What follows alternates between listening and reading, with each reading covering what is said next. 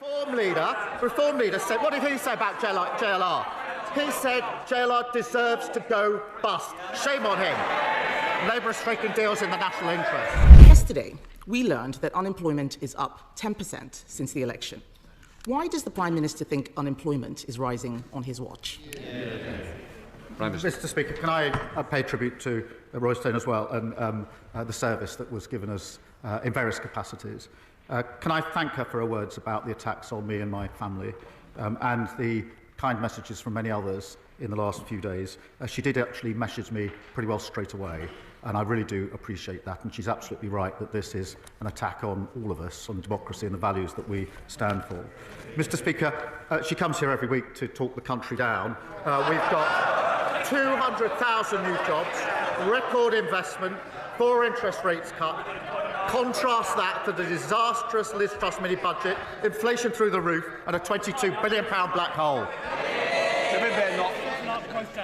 I'm not sure the Prime Minister even knew that unemployment was up, but there's no point him blaming everyone else. The fact is, Conservatives reduced the deficit every year until the pandemic, more than doubled the personal allowance. We left 4 million extra jobs, tackled the post-pandemic inflation spike, and left the fastest-growing economy in the G7. Let's talk about what is happening today. Let's look at Beals, a 180-year-old department store in Dorset. They survived 2 world wars and the winter of discontent, but they couldn't survive this Labour government. Beals is having, and I quote, Mr. Speaker, a Rachel Reeves closing down sale. What does the Prime Minister have to say to all the people who have lost their jobs? Mr. Speaker, nobody wants to see job losses, but she must be the only person left in the country who thinks the economy was booming after the last government. We've created new jobs, record investment, trade deals that they tried. The India deal, I think they tried for 8 years and failed. We did that deal. They talked about a US deal. We did that deal. We tend to get a stronger relationship with the EU. The former trade minister must be the only former trade minister who's against all trade deals which boost our economy. She says she's against the India deal, even though it's got the same provisions she put on the table. She's against the US deal, even though it saves thousands of jobs in car manufacturing. And, Mr. Speaker, most absurdly, she says she's going to rip up the EU deal when she hasn't even seen what's on the page.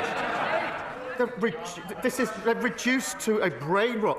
A once great political party is sliding into brain-dead oblivion. Mr. Speaker, I'm very happy to welcome his tiny tariff deal, but the fact is, it has put us in a worse position than we were in March. He should not over-egg the pudding. Let's talk about how things are getting worse now.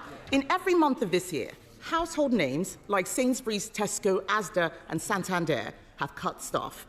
The ONS estimates that there are 100,000 fewer jobs than a year ago. And this was before his jobs tax, which will make things worse. Can the Prime Minister promise the House that by this time next year, unemployment will be lower than it is today? Prime Minister.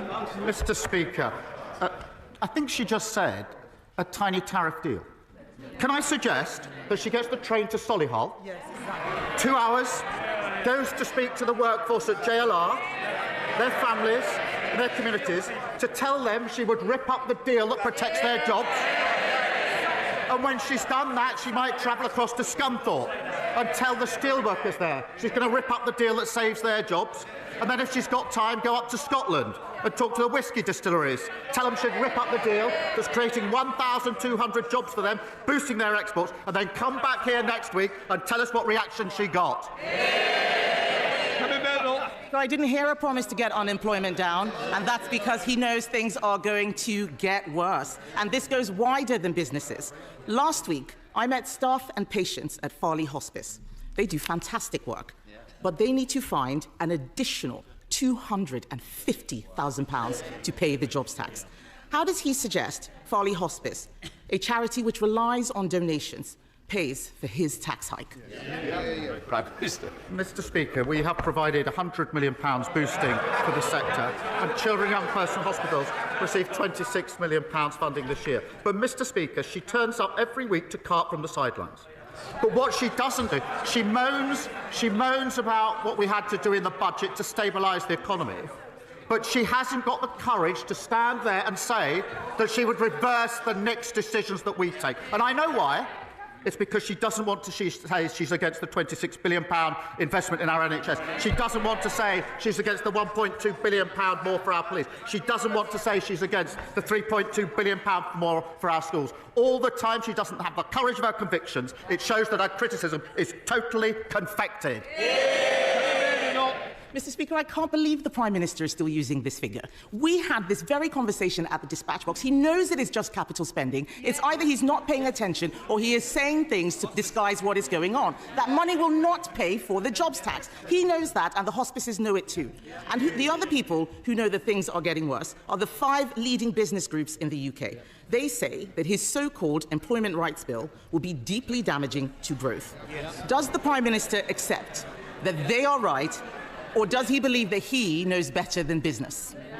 Prime Minister. Mr. Speaker, it's the same old Tories. Every time better rights for workers are on the table, they vote against them.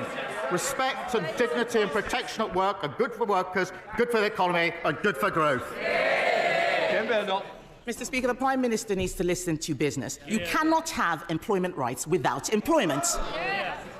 Labour always forgets that it is not government that creates growth, it is business that creates growth.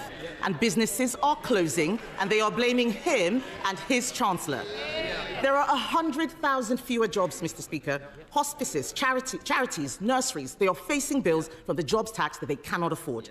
Even the unions say workers are being thrown on the scrap heap.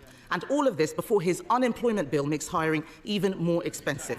When will he admit that Labour isn't working? Mr. Speaker, she says we should listen to business. I will have the last... Prime Minister. Mr. Speaker, she should listen to business. They're in favour of our trade deals. The India deal, fantastic deal. Tariffs on cars cut to 10%. Whiskey and gin, tariffs halved. £4.8 billion into our economy. What does she say should do with the India deal? She wants to rip it up. The US deal that saves thousands upon thousands of jobs. What does she want to do? She wants to rip it up. The EU deal, good for our economy. She's not going to even wait to see what it says. She absurdly says she's going to rip it up. It is so unserious. She even was reduced last week to calling the Indian government, accusing them of fake news. No wonder she did so badly as a Trade Secretary. Mr. Speaker, the project for them is over. They're sliding into oblivion. They're a dead party walking. Well, can I pay tribute to her for her work with JLR, standing up for the jobs in her constituency? The deal that we've agreed saves thousands of jobs in our car industry, securing the livelihoods of countless families. And, Mr. Speaker, I've been up to JLR on a number of occasions, including last week. I know firsthand what it means for their workforce, for their families and for their communities. And the Leader of the Opposition says she would go and tell them she's going to rip it up. She should go up there. She says she's going to go against it. The Reform Leader said, what did he say about JLR? He said JLR deserves to go bust. Shame on him. Labour is striking deals in the national interest. Nigel Farage. Thank you, Mr. Speaker. We at Reform, a party that is alive and kicking, very much enjoyed your speech on Monday. You seem to be learning a very great deal from us. But could I encourage you, please, to go further as a matter of national security? As a matter of national security. Over the weekend, an illegal immigrant from Iran, who we believe came by boat, was arrested in the north of England on serious charges of terrorism. Since the speech on Monday, 1,000 young, undocumented young males have crossed the English Channel. Does the Prime Minister agree? Now is the time to declare the situation in the English Channel as a national security emergency. It wasn't my speech, it was the Prime Minister's speech. Mr. Speaker, the situation is serious. The last government lost control of the borders. We are taking powers. The Borders Bill, precisely to his point, the Borders Bill is the first bill to give terrorism-like powers to law enforcement, precisely so that we can get in before the crimes are committed, before people get to this country. That's why this is the most far-reaching provision ever for law enforcement to defend and secure our borders. And that's why it is extraordinary that he, of all people, voted against it. And sooner or later he's going to explain it.